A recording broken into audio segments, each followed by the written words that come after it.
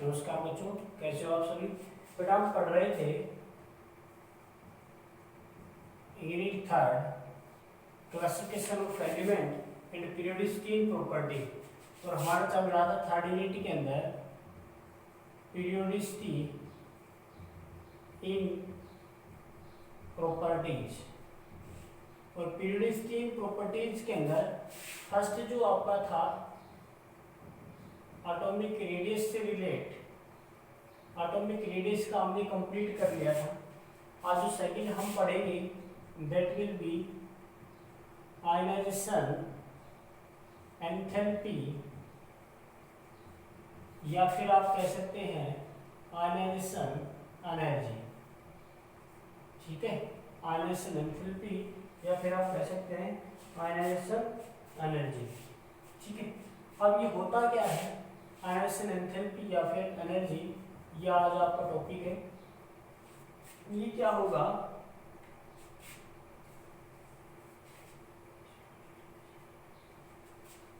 आप कह सकते हैं कि it is the minimum amount of energy which is required to remove an electron from its isolated gaseous atom is known as ionization enthalpy, या फिर कह सकते हैं ionization energy. It is denoted by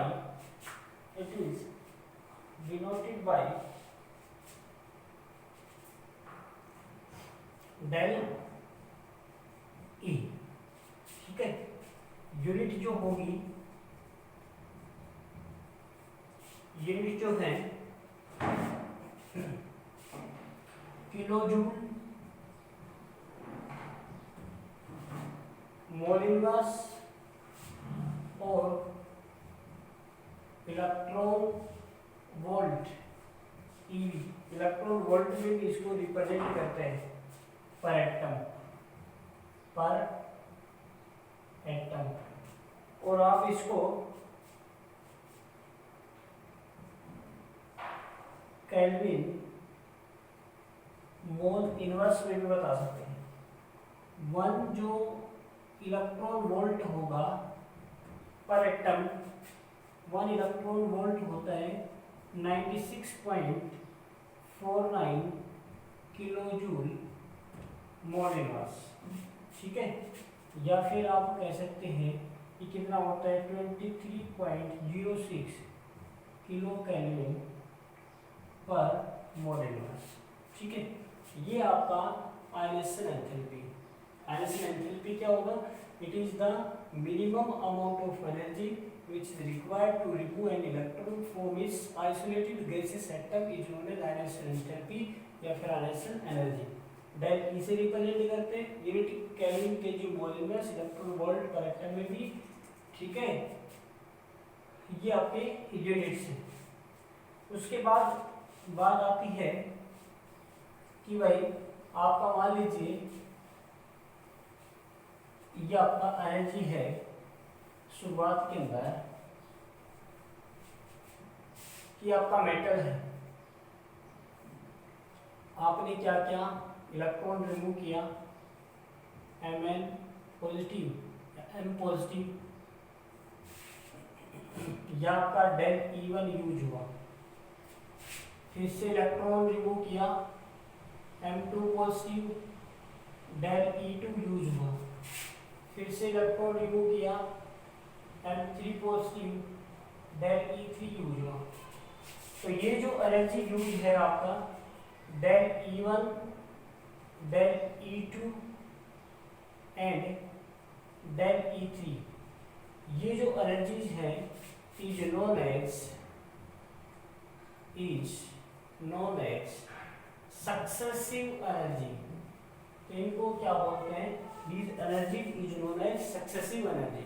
इनको सक्सेसिव एनर्जी बोलते हैं। जब एक इलेक्ट्रॉन को रिमूव करने में जो एनर्जी यूज हुआ, 2 इलेक्ट्रॉन को यूज करने में एनर्जी यूज हुआ और 3 इलेक्ट्रॉन को यूज करने में जो एनर्जी यूज हुआ, तो कंप्लीट जो कहलाएगा is known as successive energy. उसके बाद आप बात आती है फैक्टर्स कि भाई कौन कौन से फैक्टर्स हैं which affect the ionisation enthalpy. And next जो होगा आपका फैक्टर्स अफेक्टिंग आयनाइजेशन एनर्जी कि आयनाइजेशन एनर्जी को कौन कौन से फैक्टर्स। फर्स्ट है size of atom. Size of atom, size of atom देखो, यदि साइज आपका लार्ज है तो इलेक्ट्रॉन क्या होगा? Far from nucleus. Far from nucleus. Attraction क्या होगा न्यूक्लियस का? अट्रैक्शन होगा लेस। और इलेक्ट्रॉन को रिमूव करना क्या होगा? इजी होगा। इजी होगा तो आयनाइजेशन एंथैल्पी क्या होगा? Ionisation enthalpy that will be less. उसी सेम कंडीशन के अंदर यदि साइज है स्मॉल तो अट्रैक्शन क्या होगा? इलेक्ट्रॉन का न्यूक्लियस का ज्यादा होगा। इलेक्ट्रॉन को रिमूव करना डिफिकल्ट होगा और आपका आयनाइजेशन एनर्जी क्या होगा? That will be more. तो ये जो फैक्टर है साइज का, ये इफेक्ट करेगा आयनाइजेशन एंथैल्पी को। ठीक है। सेकंड जो फैक्टर है which affect the ionisation enthalpy, वो आपका charge on the nucleus. Same वही बात है कि न्यूक्लियस के ऊपर चार्ज फाल के अट्रैक्शन ज्यादा होगा तो एनर्जी क्या होगा? ज्यादा। न्यूक्लियस का चार्ज कम है तो इलेक्ट्रॉन आसानी से क्या हो जाएगा? रिमूव हो जाएगा। ठीक है। उसके बाद इसके अंदर बात करेंगे स्क्रीनिंग इफेक्ट। स्क्रीनिंग इफेक्ट के अंदर यदि आपका न्यूक्लियस के पास इलेक्ट्रॉन तो डिफिकल्टी होगी रिमूव करने में, इलेक्ट्रॉन दूर है तो उसके अंदर आसानी होगी। Penetrating effect. Penetrating effect S का, पी का, डी का और आपका एफ का। एस, पी, डी और एफ। जितना इलेक्ट्रॉन दूर जाता जाएगा उतना ही न्यूक्लियस सेल्स के अंदर उतना ही इसको रिमूव करना क्या हो जाएगा? आसान होगा। अब उसके बाद देखते हैं वेरिएशन। नेक्स्ट जो होगा variation. Variation of ionisation energy in period. देखो पीरियड के अंदर क्या होगा? First when we move left to right in period, then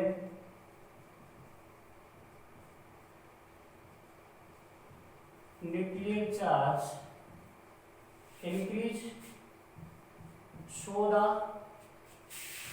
attraction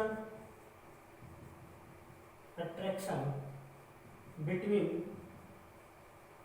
nucleus and electron will increase, so it is not easy to remove. We have large amount of energy requirement, so IE value will more। Ionisation enthalpy की value क्या होगा? ज्यादा होगा। क्यों? क्योंकि period के अंदर nuclear charge बढ़ेगा तो अट्रैक्शन भी बढ़ेगा तो साइज कैसा होगा?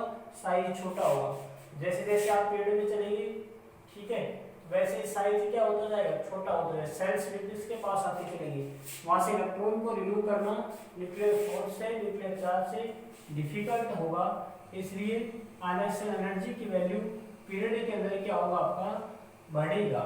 ठीक है, नेक्स्ट है variation of ionisation enthalpy in groups. Group के अंदर क्या होगा, जब आप चलेंगे टॉप से और बॉटम की तरफ, देन साइज क्या होगा, size increase, electron each, electron कौन सा, last electron, far away from nucleus, attraction क्या होगा, attraction between nucleus and last electron will less, so IE will be less। तो आयनाइजेशन एंथैल्पी की वैल्यू क्या होगा आपका, ज्यादा होगा, मतलब आपका कम एनर्जी की रिक्वायरमेंट होगी। आयनाइजेशन एंथैल्पी कम की रिक्वायरमेंट में ही इलेक्ट्रॉन क्या हो जाएगा आपका, रिमूव हो जाएगा कहाँ से, न्यूक्लियस, उसके लास्ट सेल से। तो ये था आपका आयनाइजेशन एनर्जी का वेरिएशन पीरियड्स के अंदर, ग्रुप्स के अंदर कौन कौन से फैक्टर्स हैं और आयनाइजेशन एनर्जी होता क्या है, ये सारा। आज के लिए इतना ही, थैंक यू, धन्यवाद।